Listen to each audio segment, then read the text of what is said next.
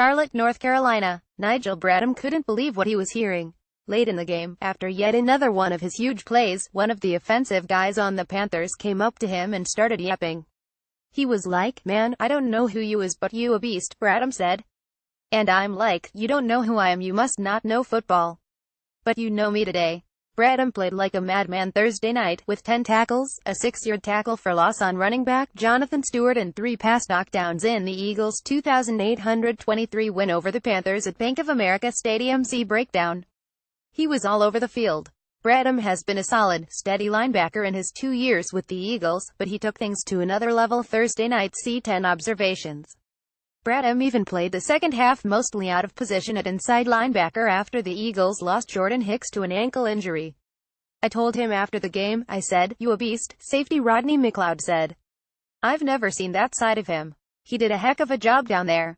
Hicks went down and he had to go in and fill a tough role, but he didn't miss a beat. He made a huge impact tonight."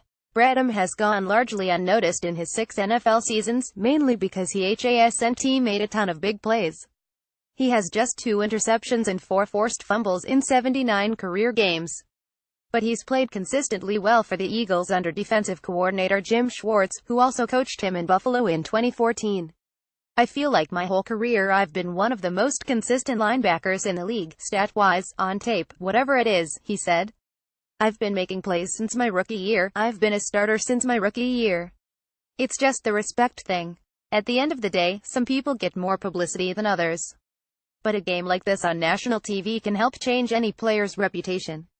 Really, all the linebackers played well Thursday night, stuffing the run and in coverage. See report card. The Panthers running backs netted 1 rushing yard, and Cam Newton didn't complete a pass longer than 20 yards. "As a linebacking core, we just want to make sure we get our respect," Bradham said. "It's just one of those things, we're just getting our respect." Bradham was asked if this was the best game he's ever played. He thought about it for a moment. "My best game, it's up there. I don't know about best, I can't say, but it's up there." Asked how he would describe the playmaking zone he was in, he laughed and said it's feast mode. "That's what they call it. Yeah, that's the kind of zone it is. Just trying to create energy, man." All the Eagles were marveling at Bradham's play after the game. They've seen him play consistent, steady and sound, but this was much more. He was the best player on the field for the Eagles' defense. He had a bunch of strong tackles that kept them short of the sticks. He was just flying around out there, Malcolm Jenkins said. "It was impressive, and with Jordan out, we needed it. He was a big part of why we had some success today. He got banged up, he had a stinger, he left the game, then came back in and played just as hard. The Eagles got Fletcher Cox back for the Panthers, and Bradham said it's no coincidence that all the linebackers were able to shine with Cox taking on so many guys. He's the top defensive tackle in the league, so anytime you can get a guy like that back, that's huge," Bradham said, "especially to me. It's probably another reason why my job was a lot easier. Our front is unbelievable and I love playing behind those guys." Derek Gunn has 4 bullet points from the Eagles' 2,823 win over the Panthers. See breakdown. Carson Wentz took a beating in this game as he was sacked 3 times and hit several other times. That didn't stop him from being nearly flawless. See 10 observations. Despite Wentz completing just 16 of 30 passes, he was still able to throw for 222 yards and 3 touchdowns. He found the soft spots in Carolina's defense when he had to, connecting with 8 different receivers. "We just have a bunch of guys that believe no matter the situation, we can win the ball game," Wentz said. Fletcher Cox returned after a 2-game hiatus with a calf injury. He accounted for 2 tackles, half a sack, 2 quarterback hits and 1 pass defense. See story. Cox stated the calf injury never flared up and he gave a lot of credit to the Eagles training staff for getting him ready for this game. "The Eagles defense had 3 official interceptions but should have had 6. Rodney McLeod told me the Birds knew Carolina wouldn't be able to run the ball on them. That allowed the defense to be more creative on the back end in terms of anticipating and jumping pass routes. The officials were absolutely atrocious. The Eagles were penalized 10 times for 126 yards, while the Panthers had just 1 penalty for 1 yard. We can't control the refs," Cox said.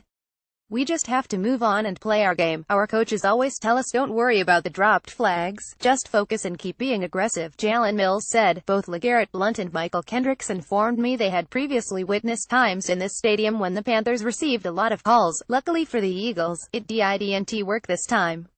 Charlotte, North Carolina. Last June, the Eagles handed Fletcher Cox a 6-year, $102.6 million extension. He was worth every penny on Thursday night.